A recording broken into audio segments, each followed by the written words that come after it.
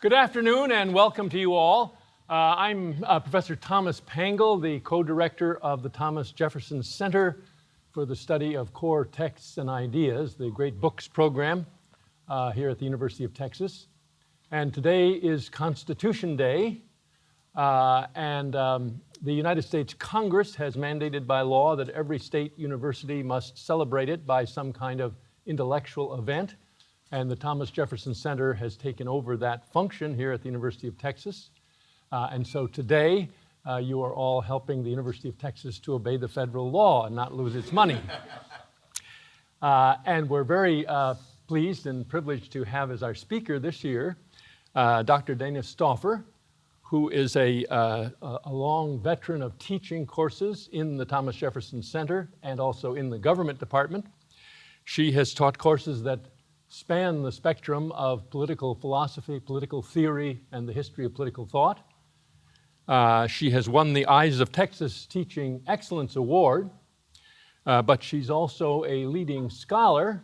She's published articles in the most prestigious journals of the political science profession, the American Political Science Review, the Journal of Politics, the Review of Politics, and she is at work now on a book that will be tentatively entitled A World Altogether New, Tocqueville on the Modern Democratic Era. And on the basis of that work, she today will favor us with a lecture on Tocqueville on the Modern Soul.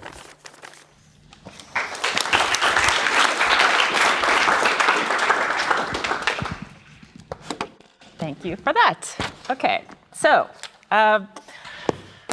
why commemorate the signing of the Constitution in 1787 by turning our attention to Tocqueville, a French aristocrat? Certainly, it is true that democracy in America is well established in the pantheon of books on American politics, but the book is not primarily about the American Constitution, and I have to admit that at the outset. At least not that Constitution, not the written Constitution, not the one with a capital C. Tocqueville certainly admired that Constitution and he praised its authors, but he argued that the deeper, more important foundations of American liberty are found elsewhere, not in the Constitution, the written Constitution, but in the American Constitution with a small c, by which I mean the American character. Tocqueville devotes far more of his attention to the American character than he does to any of our founding documents. He doesn't even mention the Declaration of Independence in Democracy in America. And he even devotes more attention to the American character than he does to any one of America's political institutions. Nevertheless, I think his examination of the American character is worth our attention. And that's because Tocqueville wasn't trying to write a book about a narrow, specific set of political conditions, but rather about the world as it was shaped by the rise of a few key principles: equality, most importantly, and the sovereignty of the people. So while Democracy in America is, in one sense, about Tocqueville's day and about the America of the 1830s, which is the America that he visited, and in another sense, one could argue it's about the France of his day, and many people have argued that. At the deepest level, I would argue that the book is about the modern democratic era. That's what it's really about, fundamentally. And Tocqueville tells us in the introduction to the work that he sought to take the long view. He sought to capture the essence, not just of one country or of one decade, but of the future, as he calls it. And by the future, he means the modern democratic era as such, famously declaring that we need a new political science for a world altogether new. This is probably the most famous line from Democracy in America. Now, this world, the world of modern democracy, retains its essential features, but it's no longer altogether new. Many would say that it has lost its shine and that it is showing signs of wear. A number of troubling signs have appeared in recent years in the public and in the private realms. Political polarization and dysfunction, eroding trust, declining engagement, apathy and indifference, bitterness and division, and the rise of populism and an angry nationalism. So that's in the public realm. And in the private realm, in terms of individual well-being, we're not doing so well there either.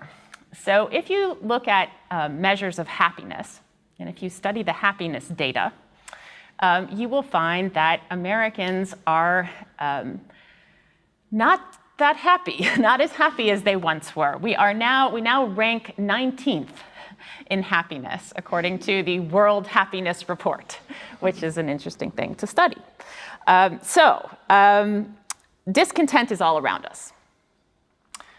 30 years ago, Francis Fukuyama argued that we were approaching the end of history, an era in which all deep tensions in society would be resolved. But now, even Fukuyama himself acknowledges that that end has not come. We certainly have yet to achieve equality and liberty for all.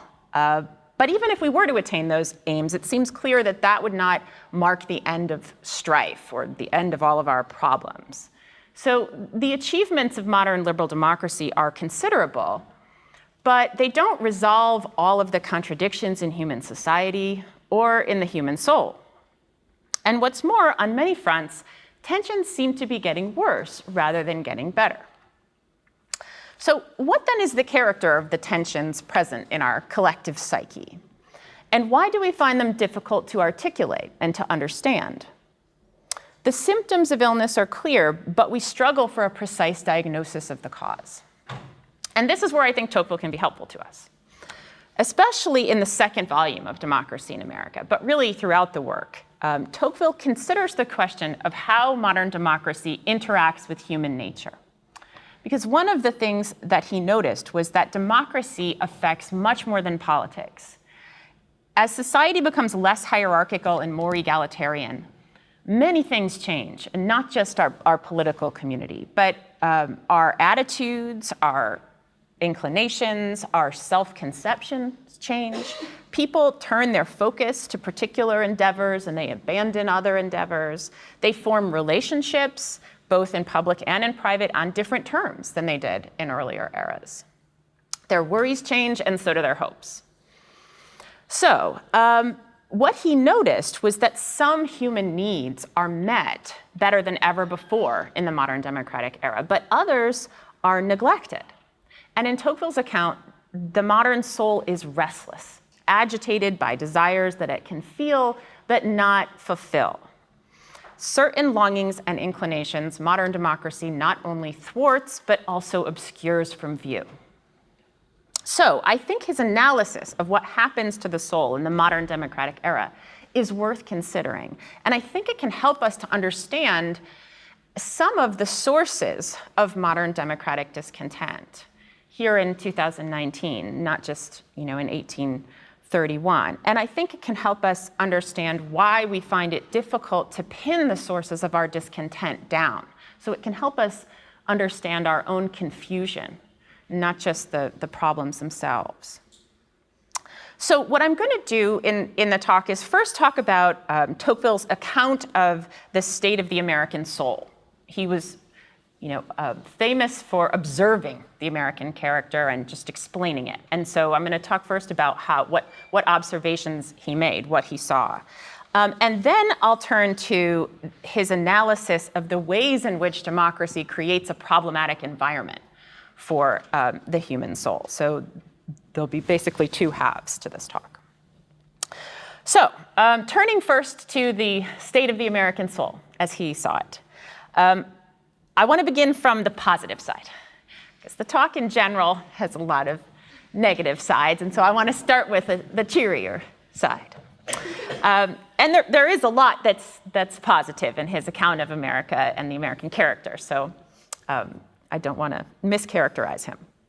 So Tocqueville saw democracy as deeply energizing to American society. He was amazed by the levels of activity that he saw.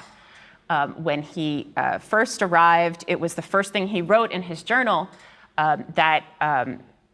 upon his arrival in New York City, he said, "This whole city seems to be in motion." So he was amazed by the activity that he saw. He marveled at American productivity. He thought that our capacity for collective action and building things like schools and bridges and roads was amazing. And he thought that the vitality of American society was rooted in several things, but he thought democracy was the most important source, because democracy opened up the possibility that people could improve their condition through work. And so it tapped into a potential for industriousness that had lain dormant in hierarchical, aristocratic societies with fixed classes in which, people are going to stay where they are regardless of what they do. So that's the first point, is he thought democracy was deeply energizing. It brought people to life. Now, at the same time that it was becoming possible to improve one's material condition through working, an important change was occurring in people's moral outlooks. The stigma that was once associated with the pursuit of self-interest, he noticed, was wearing away. And in fact, he thought in America had completely worn away. So people did not feel ashamed or apologetic about pursuing their own self-interest. They thought it was perfectly respectable and legitimate to pursue self-interest. That was the American way, as he saw it. And so people very readily sought to improve their economic and social position without worrying that it was in some way an immoral thing to do. So that too was part of why he thought that in the modern democratic era, people were active and vital. And in addition, he thought that American democracy was enlivening because it gave ordinary people a sense of ownership over their communities, a sense that they were stakeholders in their communities, that they weren't just, masses who were, governed and to some degree exploited by people who were, in control of power and of the government, that it really made people feel like they were the ones who were the stakeholders in their communities, such that the success of their community was their own success. And he argues on this ground for universal suffrage. He says enfranchising people, enfranchising ordinary people, empowering them, really produces a powerful form of civic spiritedness.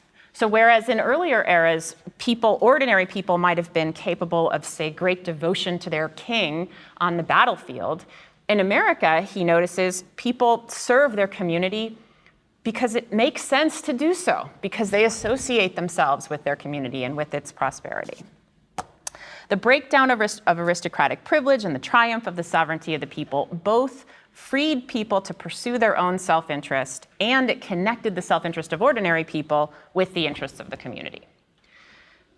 He also noticed American political participation was incredibly lively and robust. He talks about individualism, and if you know something about Tocqueville, that may be popping into your head. Individualism is his word for apathy and indifference and sort of disengagement from the community. And he does talk about that, but what he says about American society is that we've defeated individualism, that we've managed to combat it and completely defeat it. So he sees Americans energetically weaving a new social fabric for themselves to replace the old aristocratic social fabric, the old chain that linked the peasant to the king, as he puts it later in the book. And on the whole, he was very impressed with what a bustling, lively place America was. Okay, that's the good news. That's the good side. Now, from the moment that he began to analyze the American character, Tocqueville noted that the energy of Americans was somewhat frantic. He wrote that they felt pushed by an irresistible need for action.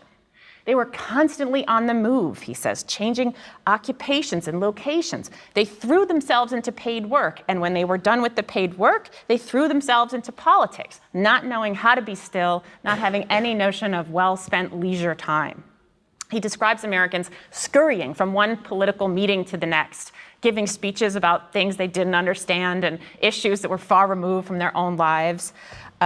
And he says that they turned to politics for entertainment, in part because they lacked decent entertainment in any other form.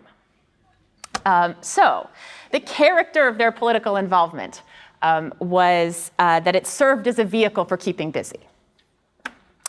And so the thought that there was something frantic and not altogether healthy about the state of the soul in America is already present in Volume 1, because all that I've just described pretty much comes from Volume 1 of Democracy in America.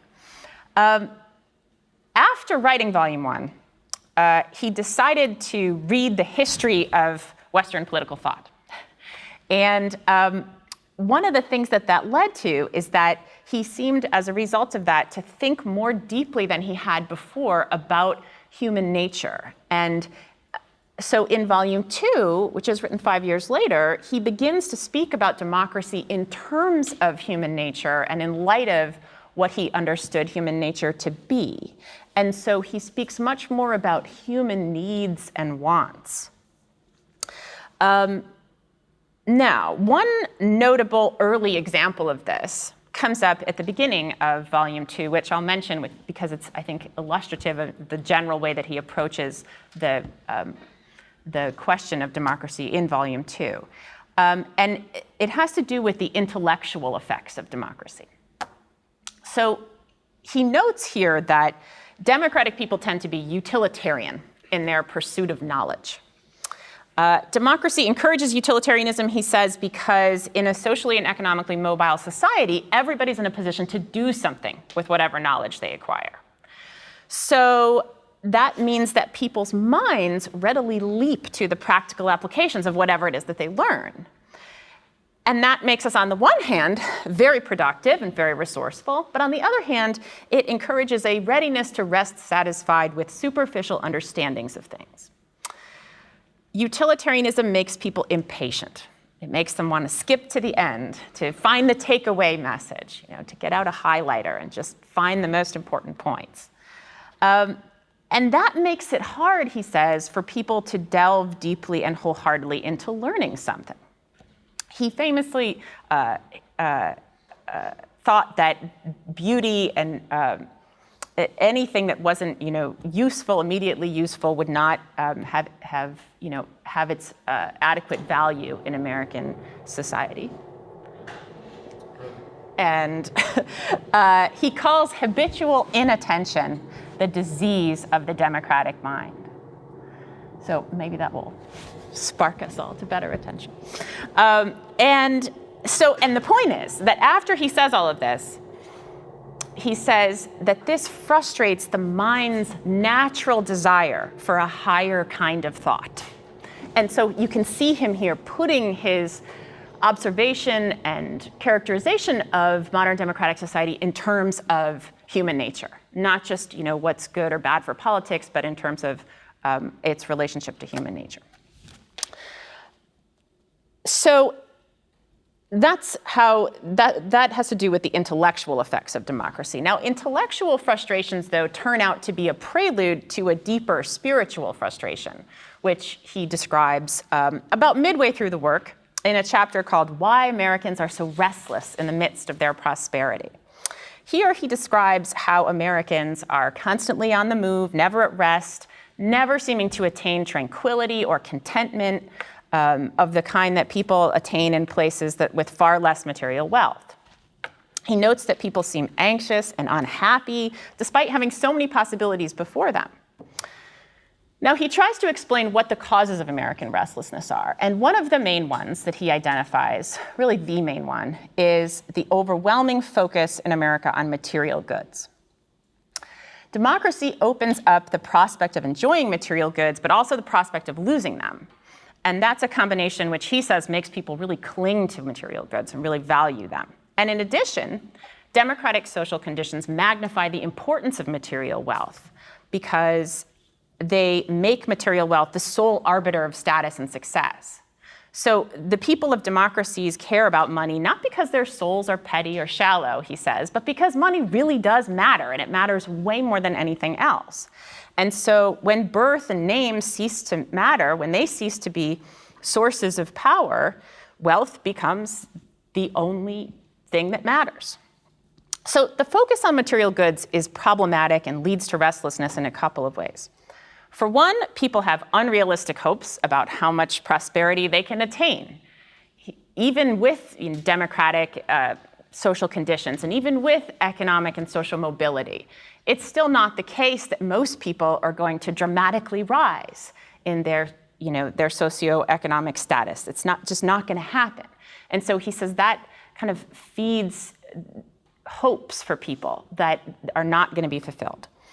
Another aspect of the problem is industrialization, which is another part of the modern democratic era. He says, as conditions, as economies industrialize, as the science of manufacture progresses, new things to want become available.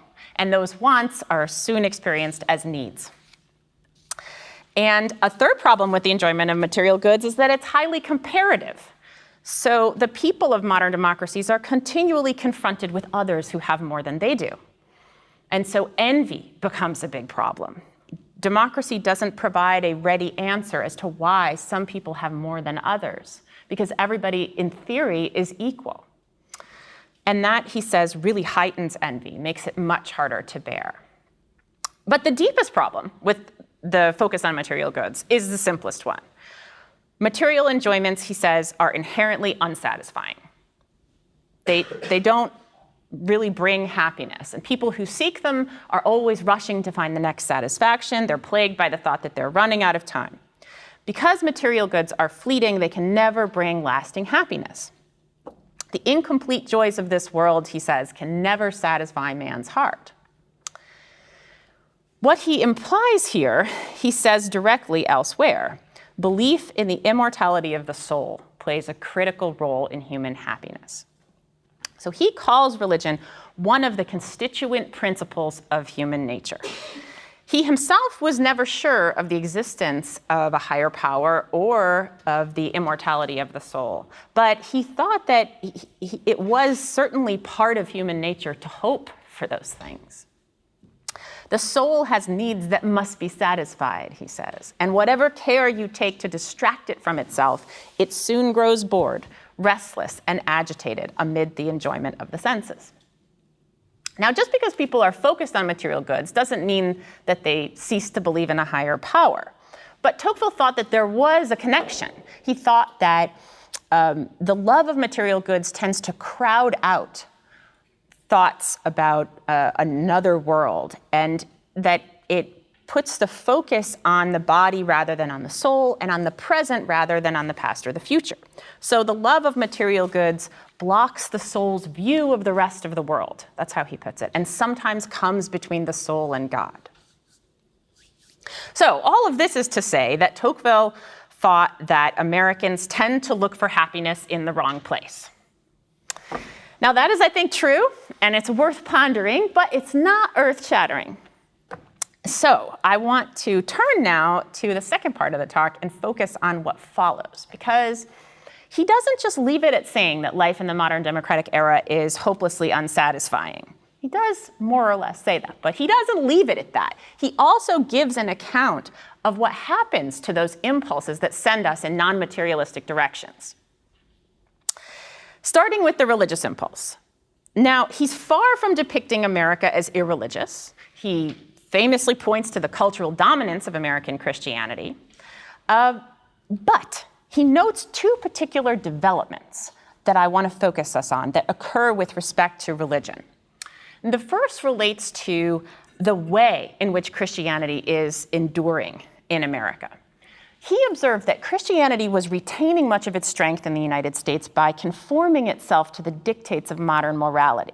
American religious leaders emphasized that it was in people's best interests to be pious, that it serves their individual interests. And he says they even appealed to people's tangible, earthly, this worldly interests, not their interest off in some other life, but their interests here on earth.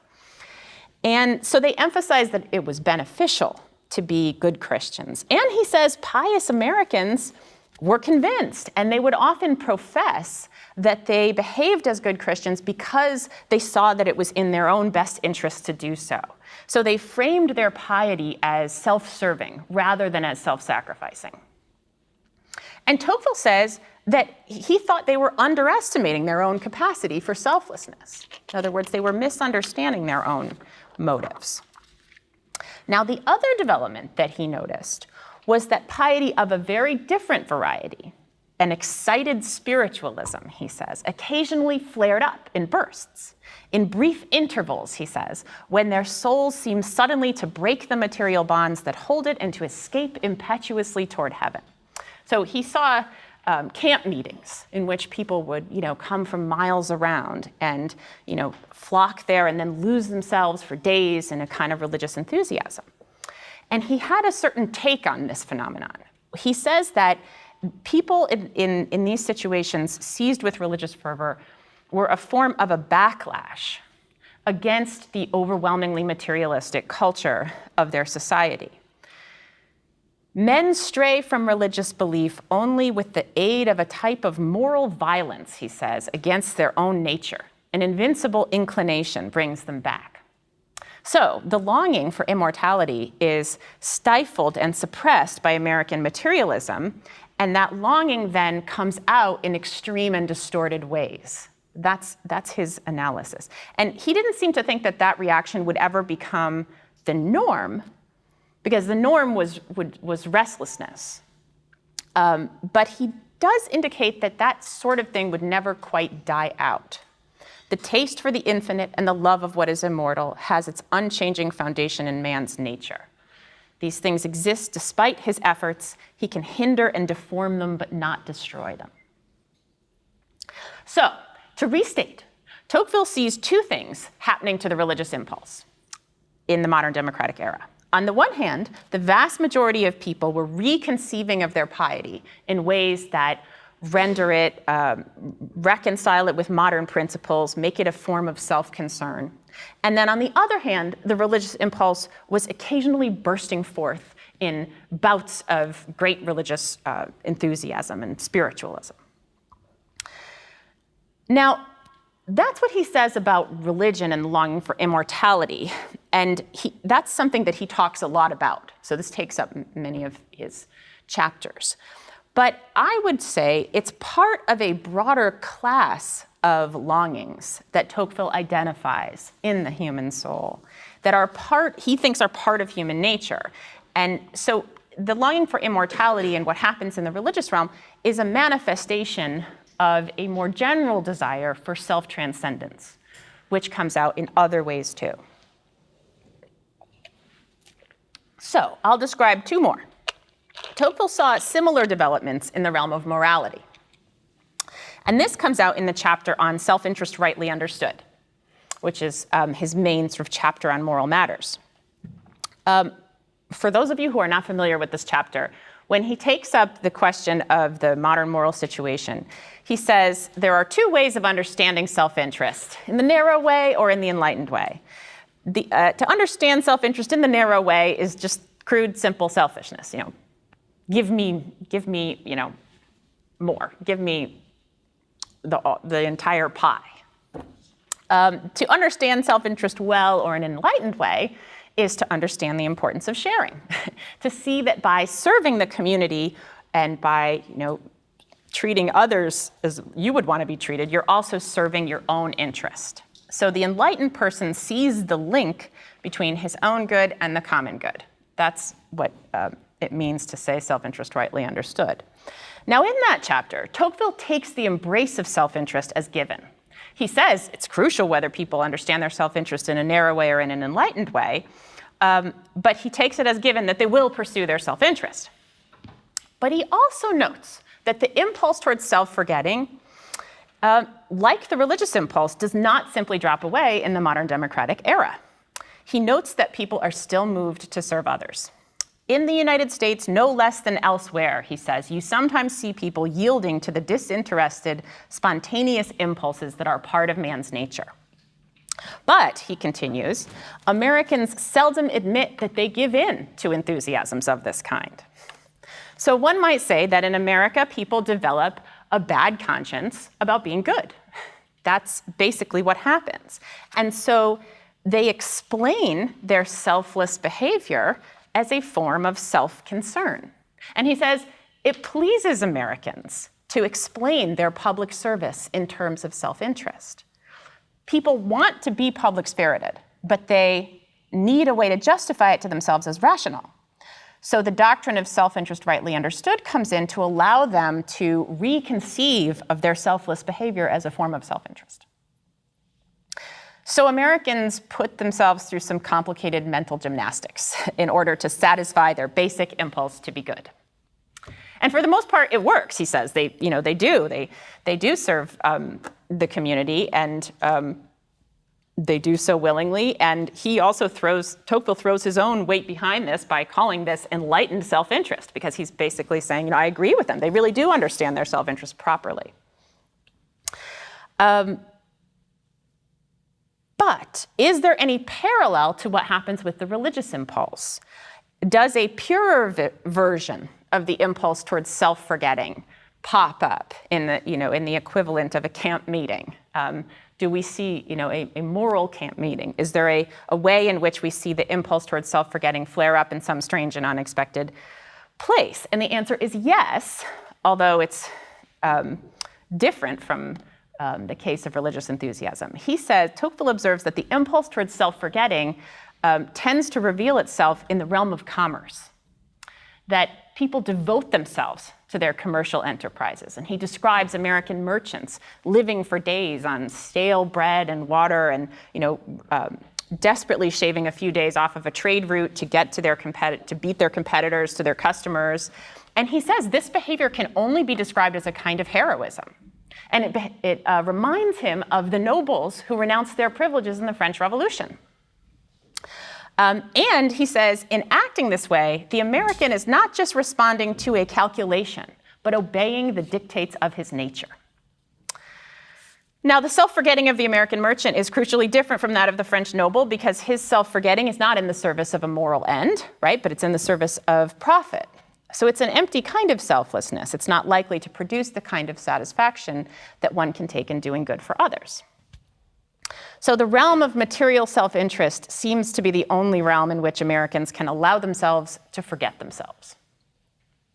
So if Tocqueville is right, then both religious and moral longings persist in the democratic era, but they become harder to see because we find ways to recast any impulses or inclinations that seem indicative of such longings as something different, as expressions of self-concern. We might see rare manifestations of them around the edges, but the dominant culture discourages them. And the more they are suppressed and discouraged, the rarer and stranger the manifestations become. And there's a third impulse that conflicts with the prudent, materialistic, calculating spirit of our age, but in a different way from the first two. And that is the desire for distinction. So Tocqueville seems to have begun from the view that it's natural for people to want a measure of honor and esteem. And this is especially true in Volume 1. He seems to take it as given that there's always going to be people who want to distinguish themselves from the crowd, who want to stand out for some grand achievement. And you can see it in various ways. He talks about the danger that ambition poses to political communities, about the need to find constructive outlets for ambition, and ways of channeling ambition in a good direction. This is an important part of his analysis of the New England towns, which is one of the better known parts of the work. He says that the local government allows people to satisfy the human desire for honor and esteem. So he seems to have begun from the thought that ambition is part of human nature, and he himself was not immune. He of course was a politician and very readily admitted that he himself was ambitious. But in Volume 2, he notes that democracy was really changing the character of ambition. It's proliferating, he says. It's spreading throughout the classes, but it's also narrowing, so that many, many more people have some share of ambition, but the ambition becomes fairly small. He says people want to be a bit better off than they are.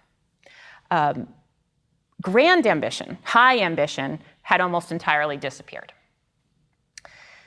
He gives some account of why this is, and like the religious impulse, he says this is in part because of the preoccupation with material goods. So it's similar to the changes that occur in the realm of religion.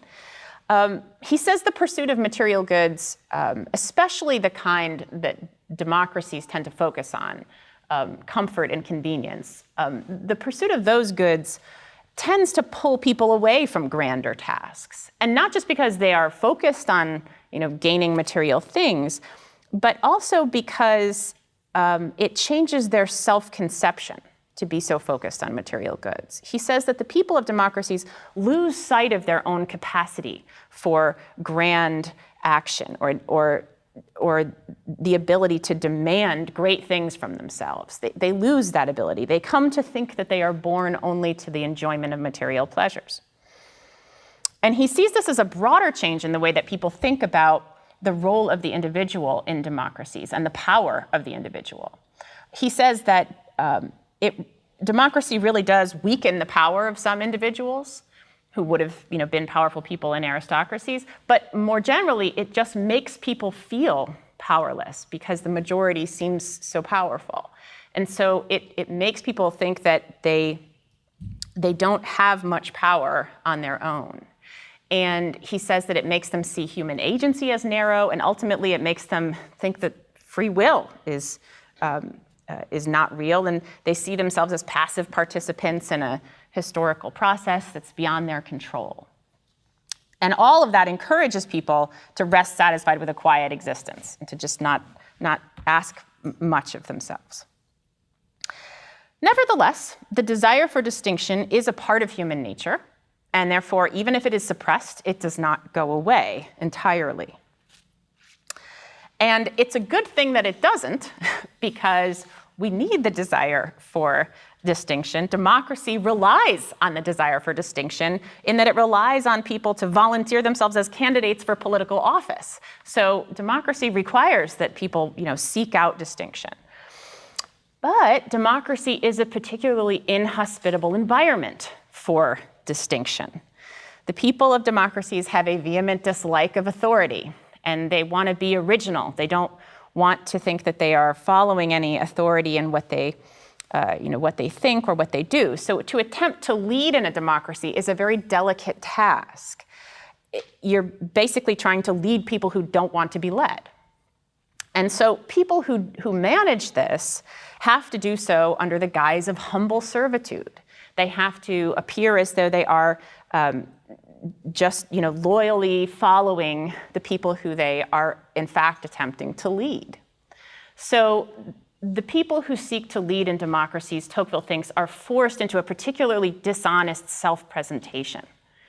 And that's unappealing to anybody who really is impressive. And so he says, the result of this is most people who are impressive just stay out of politics. They just don't go down this route. They will find an outlet for the desire for distinction elsewhere, usually in business.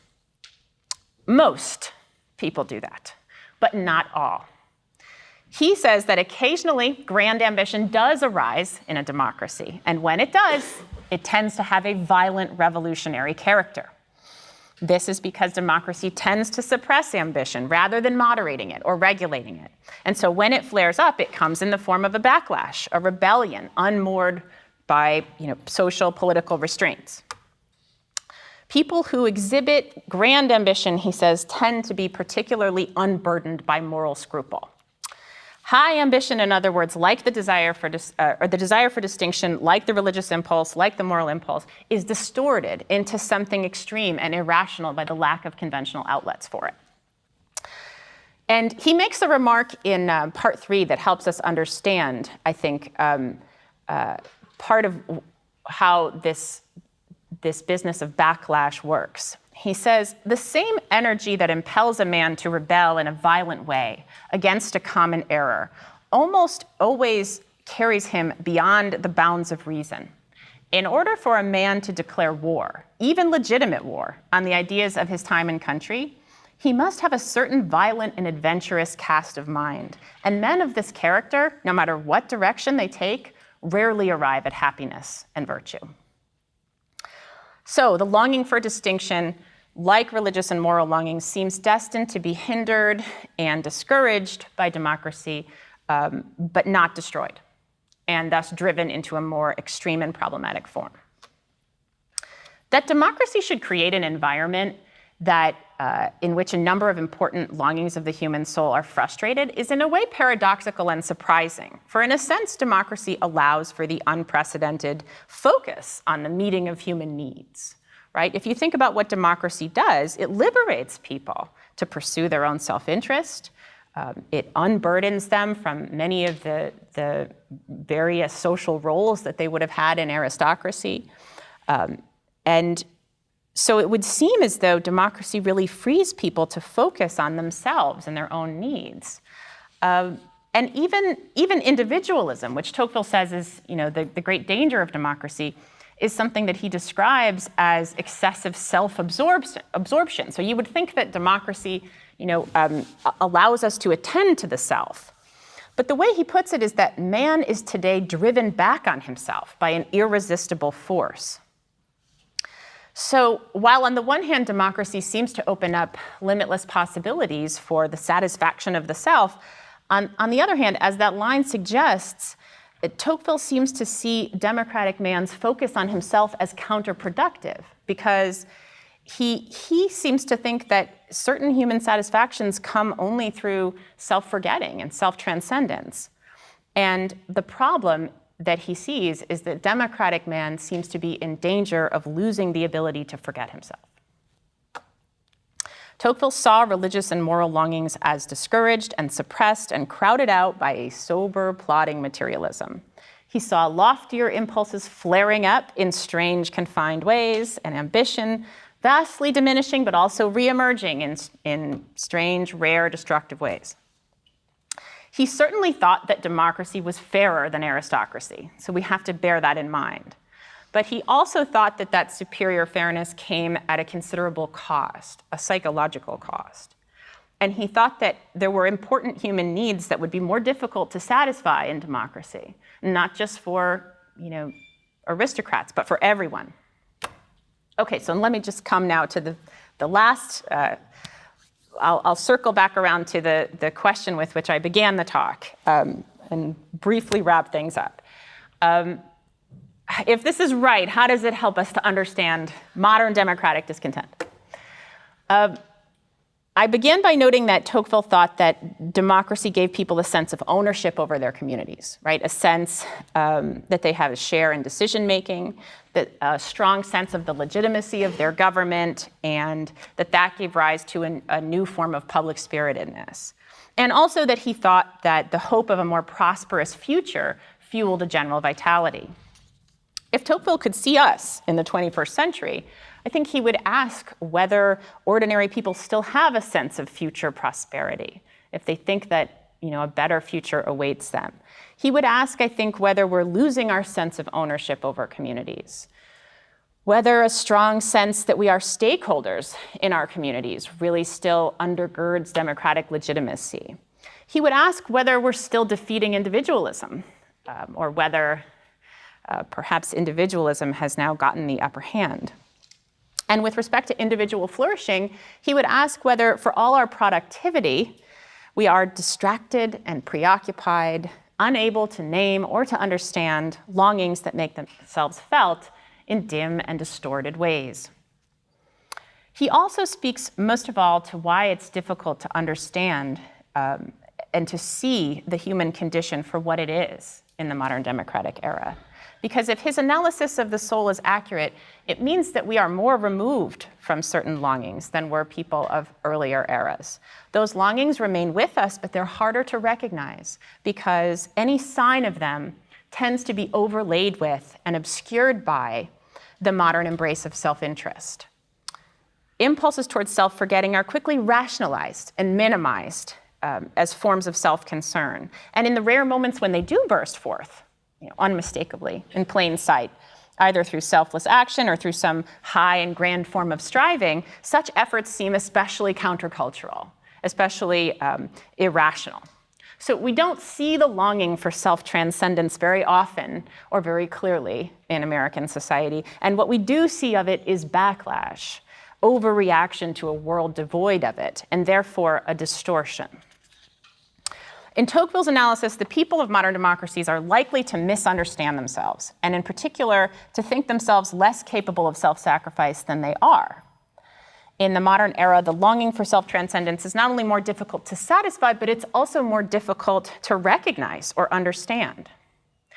And so if Tocqueville is correct about all this, in a sense, it's good news, because it means that we're capable of more than we think. But it also means that we will have a harder time than people of previous eras in arriving at an understanding of ourselves, at an understanding of what we long for and why. And in this respect, at least, our path to self-knowledge, in comparison to that of people of previous eras, is a much longer, steeper climb. Thank you.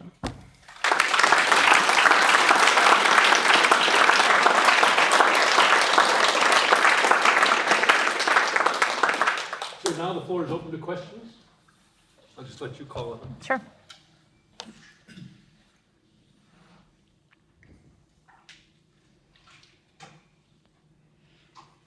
Yes, Avery.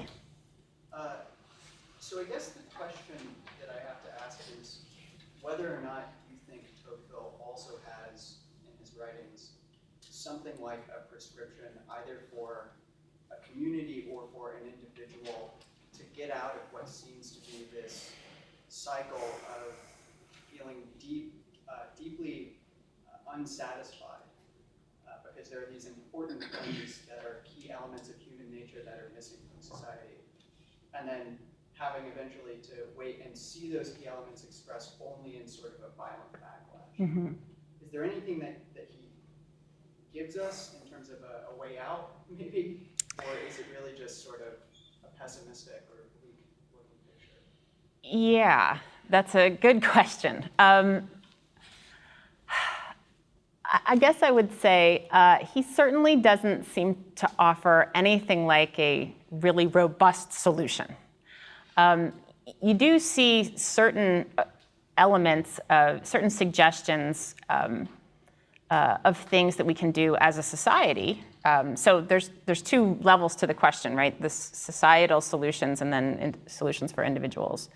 And I think at the level of society, I don't know that he ever suggests that there's a way to solve this problem. You do see suggestions of ways in which we can counterbalance some of our tendencies. So, for example, in the case of what he says about utilitarianism and how, it frustrates the mind's desire for thought, for serious thought and deep reflection. After he gives that explanation, then we find a chapter on why it's useful to read Greek and Latin texts, thereby connecting us with the Jefferson Center.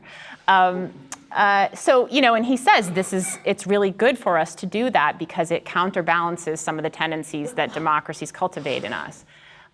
So he tends to give some solutions, some suggestions of ways in which we can try to balance some of the tendencies that we see in ourselves.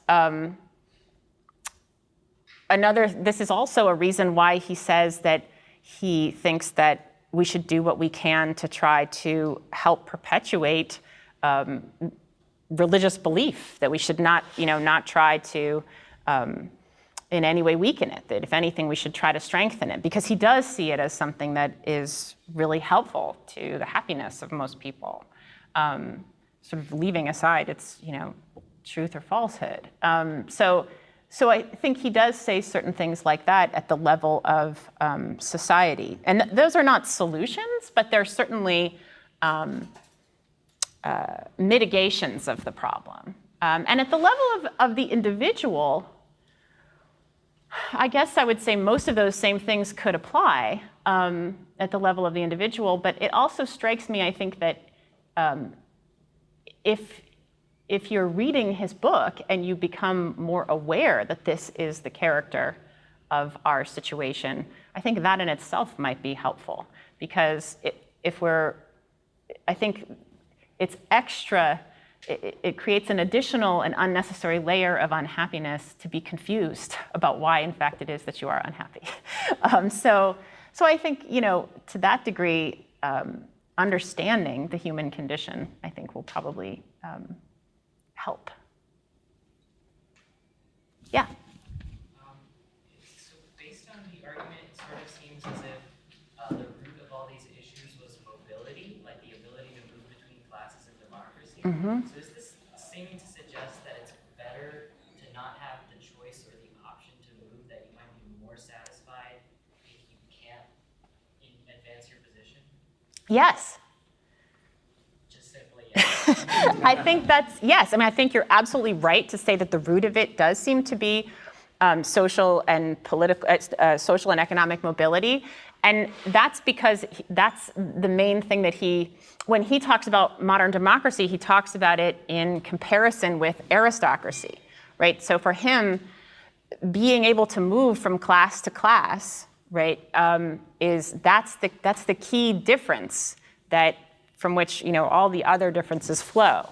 So I think that really is crucial, and that was sort of what I was trying to say. Is it's paradoxical that this would be the case, but he seems to think that the more choices we have and the more freedom we have, we're not necessarily more capable of gaining happiness for ourselves. You would think it would be conducive to happiness to be able to do what you want, choose your job, right? Choose where you live. Choose who to marry instead of having to, marry some person who's just going to create an economic alliance between two aristocratic families. And on that point, I guess he did actually think that that particular thing was helpful to happiness. But in general, he didn't seem to think that having a whole lot of choice in life was conducive to great contentment. Yes? Dana, what is the place of patriotism, the sentiment of patriotism in the American soul? Does it attenuate our materialism? Does it bring us closer to God? Does it provide a consolation from our solitude? Well, I think not so much, because I guess somewhat, but he seems to think that American patriotism is so rooted in our own understanding that our interests are served by serving the community, that we convince ourselves that we really are not sacrificing ourselves for our community, even when we are. So he certainly seems to think that American patriotism is a healthy thing, and it's far preferable to the lack of patriotism that he sees in France. But he doesn't seem to see it as something, as a realm of self-sacrifice, really. Having said that, he does seem to think that belonging in a community is, in the manner of the citizens of a New England town, he does seem to think that people in those situations are generally happier because they are part of a small, rich community. But yeah, patriotism, as he said, what he says about patriotism in the United States is that it's very rational, very sober, and also very compatible with materialism. That's part of the problem. So, doesn't send the soul into the contemplation of itself. It sends it to Best Buy. Yes? So how would one direct or defend against the release of ambition you were talking about? And also, alternatively, I don't know, when I'm asking this question, I kind of think it's just me trying to find the practicality that you were talking about in the own talk. Yeah. That's a good question. And he doesn't really, so the answer that he gives is that what we need to try to do is to channel ambition in a good direction. We need to try to find healthy outlets for ambition. So we need to, not be afraid of ambition. We need to allow people to express ambition. We need to allow ambition some space in society. And maybe not be quite so egalitarian that we try to quash any ambition that people show.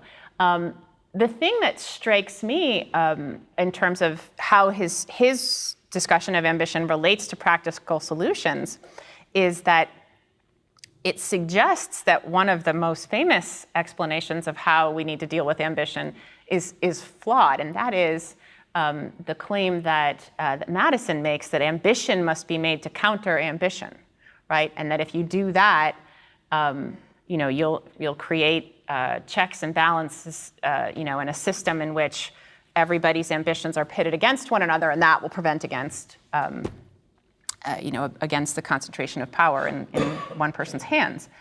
It strikes me that Tocqueville's account, if it's right, would suggest that that doesn't work so well, or at least that there's a vulnerability in that solution, because that solution to ambition, to the threat of ambition, requires that there be lots of people who are all more or less equally ambitious, so that they'll be, checking one another. It doesn't work so well if 99% of the population is not particularly ambitious, and then you just get one completely one sort of completely different person who is full of ambition. Then it doesn't work, right? Then the levels of ambition are not sufficiently equal that one can check the other. So he says the better thing to do is to try to, paradoxically, to encourage ambition in more people, to make more people a little more, walk a little taller, and that will help. Yeah.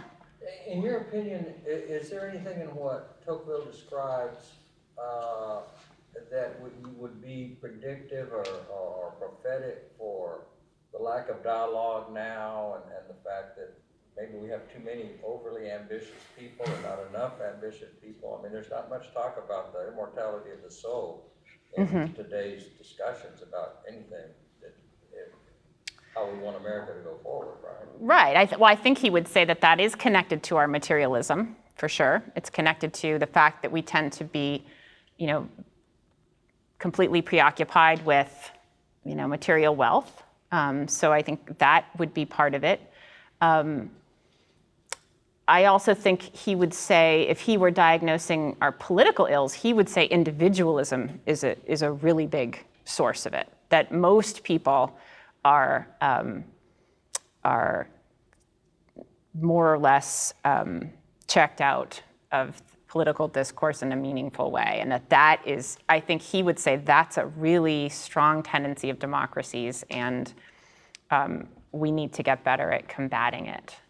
So I think he would say individualism is a big problem. And also, I think he would say that our discourse tends to be somewhat morally impoverished because we don't tend to think too much in terms of self-transcendence or self-forgetting. We're uncomfortable with those kinds of, that kind of talk. And so it makes it harder to have conversations that are not just about conflicts of interest and people shouting at one another. Yeah.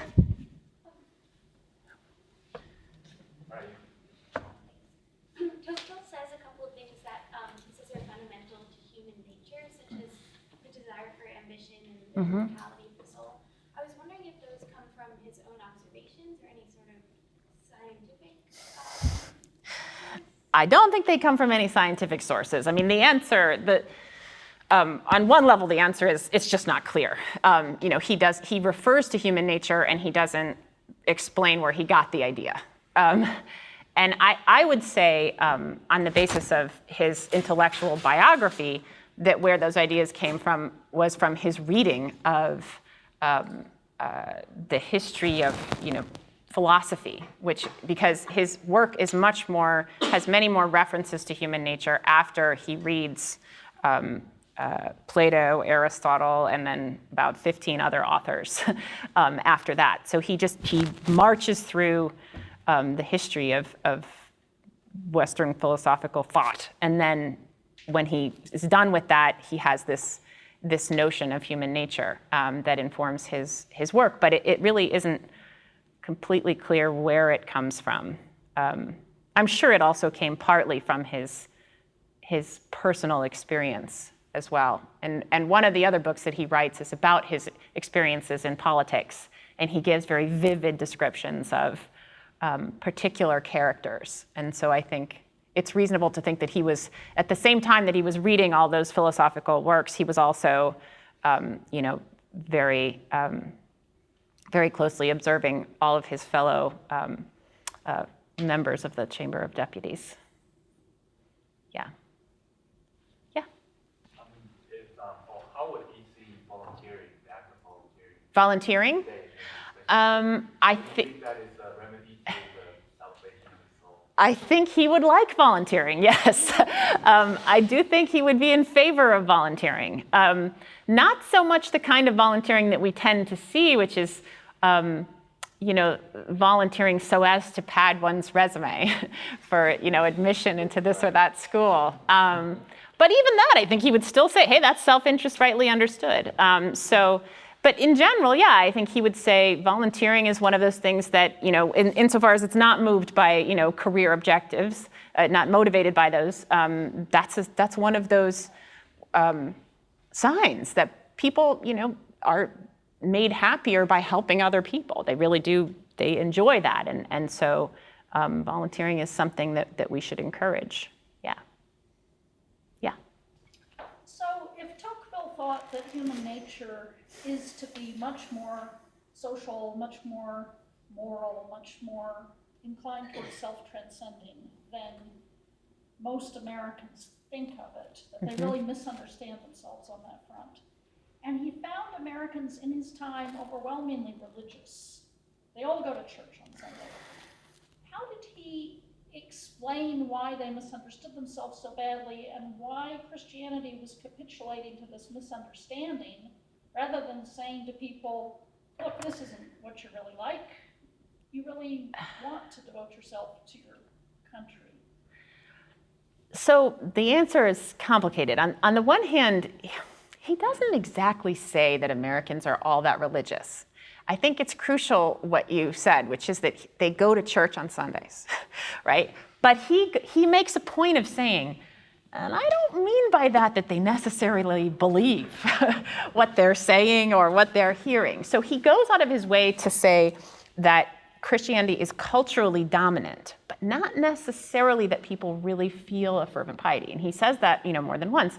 And he also makes, he accords a lot of significance to our heritage, going all the way back to the Puritans, who he thinks had, an outsized influence on our heritage.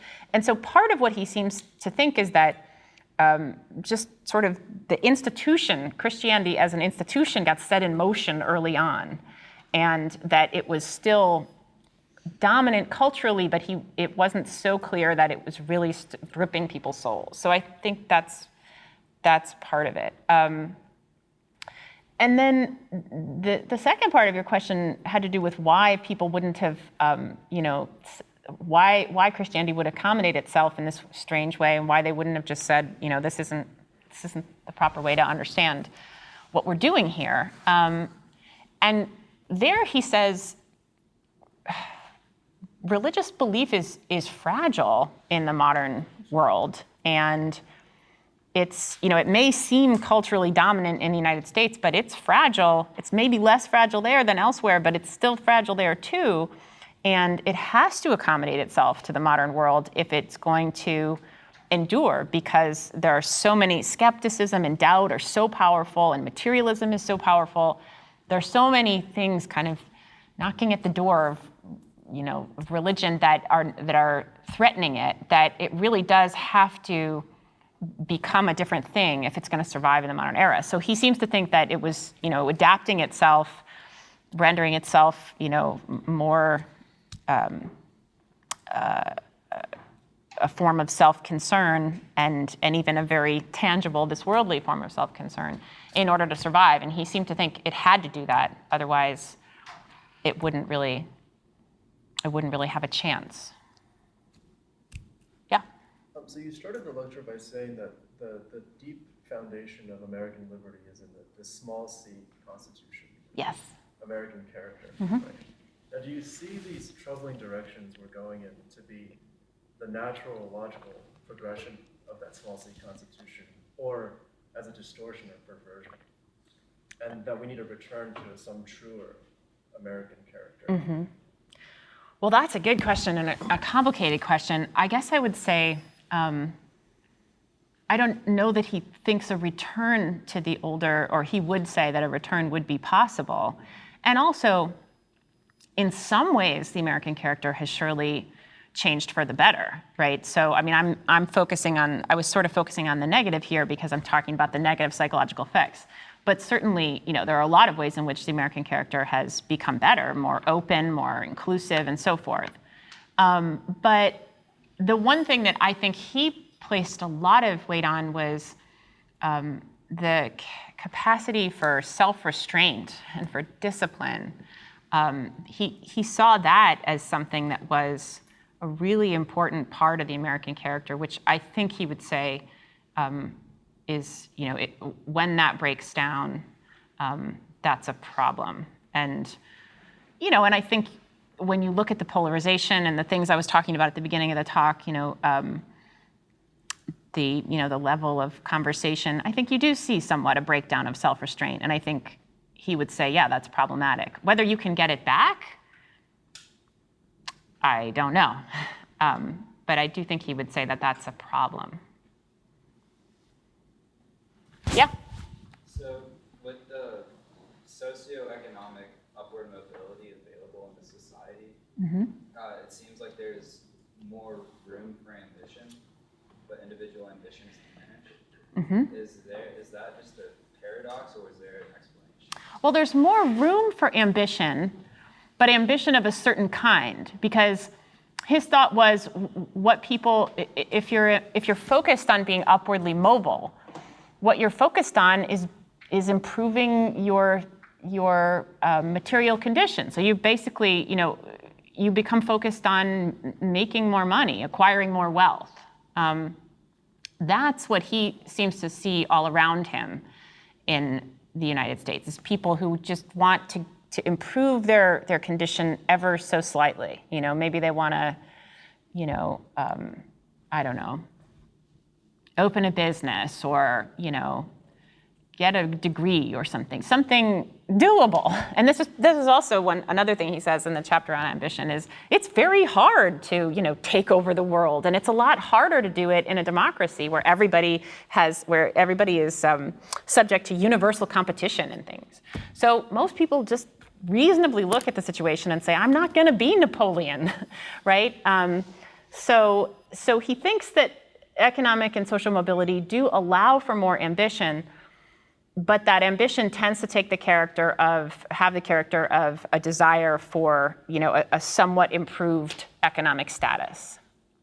And then there are these other features of modern democratic life which discourage people from having grand ambition, because they just say to themselves, okay, I think what I will focus on is improving my lot in life. Yes, so go ahead. Grand ambition being like political aspirations? Yes. So he refers to ambition at one point. He sort of defines it in his notes as the desire to rule, to command, conquer the world. That's what he means. Yeah. You had said that enfranchisement and power more or less creates a powerful civic spirit. Yes. And so, in terms of modern day times, would you say that's similar to sort of the high levels of activism that young people have, especially young people in universities?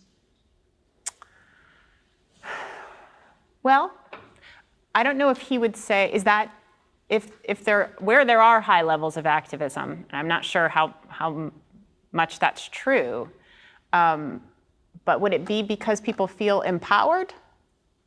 I don't know. He seemed to think that Americans really did feel empowered by their democracy, but I don't think it's true that most Americans really feel today as though they are, empowered to make positive change. But I don't know, maybe young people do. Well, one more question, go ahead. Yeah. You mentioned that that democracy tends to encourage a certain sort of materialism.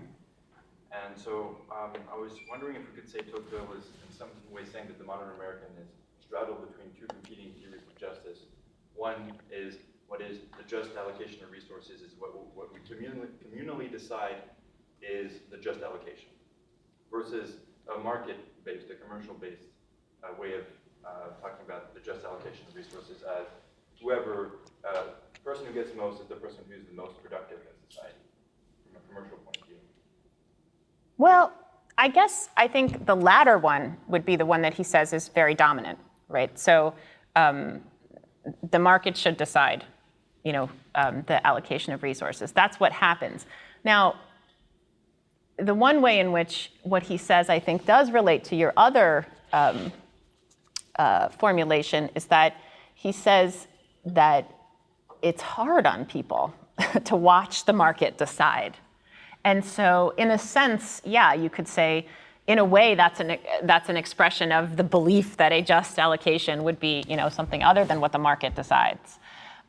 He seems to think that envy is very hard to combat in democracies because when people watch the market decide who has what, that's not in any way comforting or even, on some level it seems unjust to us. It's just painful to watch, and it seems, somewhat wrong. And so there is certainly that tension there. That's part of what contributes to restlessness for sure. And that's the other side, the other cause of restlessness, in addition to the fact that he thinks we are spinning our wheels by focusing so much on material goods. Thank you very much.